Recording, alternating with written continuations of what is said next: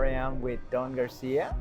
Don is a hydrogeologist and an expert in closure that has been working for over 4 decades in closure from Stantec. Don, it's a pleasure to have you here. And I am so happy to be with you, Joaquin. This has been a great conference, and I've really enjoyed being here in Lima.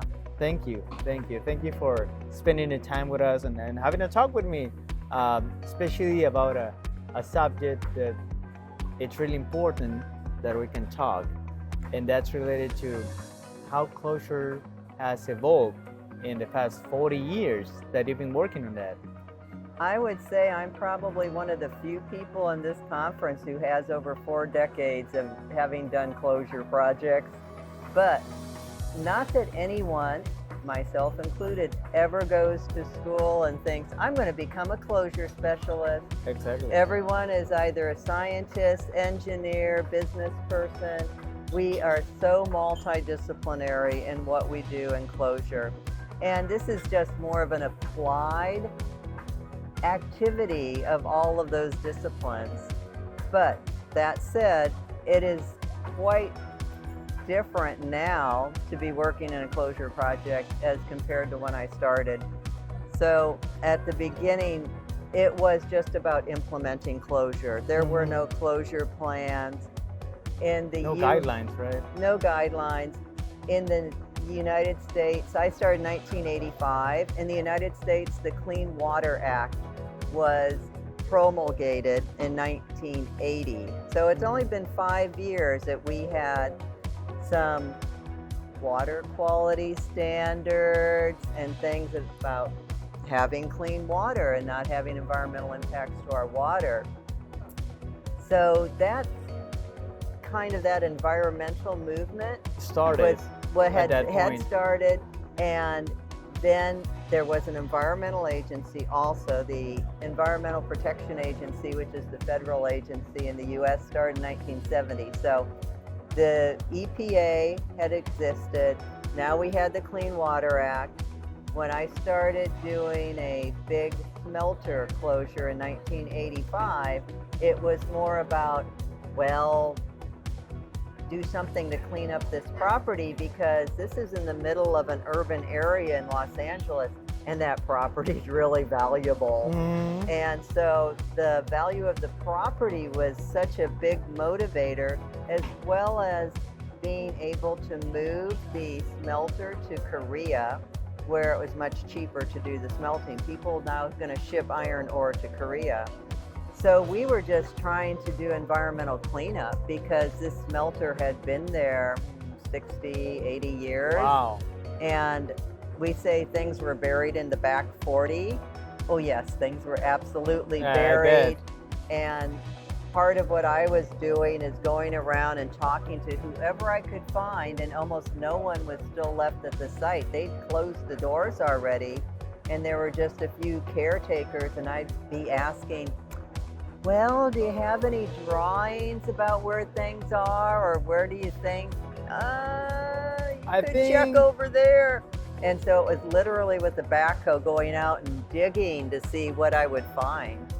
But so there was an environmental agency in California, and they did oversee that cleanup, but not that there was a particular regulation that says you must clean up this property. Or this way, right?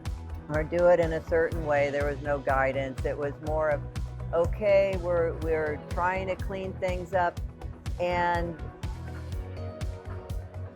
everybody's trying to figure out what does that mean. So there were a lot of meetings with the Los Angeles Regional Water Quality Control Board.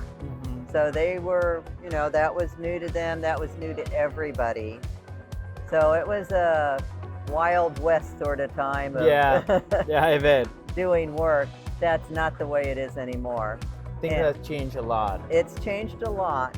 And I work internationally, so I really see how from jurisdiction to jurisdiction it changes. In the United States, it's confusing for people from some other countries because in the U.S., we have some laws and regulations that apply federally, but we have a lot of laws that apply to the state. and the state They has just do different laws. primacy. Oh, okay. It's required that the state law would have to be equal or above the standard of the federal government. But when the mine's on private property or on state land, then that's going to be the primacy. And if it's on federal land, then it's going to be Just the federal. federal law that's going to really have a big say in it. And sometimes it's on tribal lands, which also comply with federal law, but the tribal entities could have their own regulations or demands also. So it's actually pretty complicated that way, but everything dovetails to the same expectation of leave things clean, and here are the standards. We have some numeric standards about soil quality, air quality, water quality, etc. Okay. Yeah, but So it's things have so changed a different lot. after 40 years. Yeah. Yeah. And another thing that has changed is now that closure it's always has been a multidisciplinary subject, right? Yeah. And it has a different structure of how do we develop the cost of closure. And I think that's something you spoke about that on your keynote. I don't know if that's something you can share with us. Absolutely. So when I first started doing that work 40 years ago, we didn't have a closure cost estimate. We just billed the client. We would give them a cost estimate to say, I'm going to go out and do a site characterization, and we're going to go out there for maybe 3 weeks and drill or do test pits and things like that. We're going to install some wells. And then you just kept going, and no one questioned it because we had no idea what we were going to find. So now when we talk about doing a mine closure cost estimate, we're talking about either the conditions that are right now, which we should know about, or the conditions in the future when the life cycle then transitions from mining to another beneficial use. And so my talk today was really about the fact that I think it's systemic within the industry that we underestimate and sometimes grossly underestimate our closure costs. And there are a variety of factors that feed into that, but a lot of it has to do with we haven't closed that many sites. So we have a lot of mining operations that are going on still for quite some time. So we really have only preliminary closure cost estimates, and we don't have enough supporting study data that's going to really give us enough of an idea of how to do a final closure design. We're doing a lot of conceptual closure designs without truly understanding what will be the geochemistry and what will be the geophysical impacts for the long term. So that's where we get into trouble. And then there's a lot of other factors such as just production rates that you put in, or understanding how long we're going to have to treat water.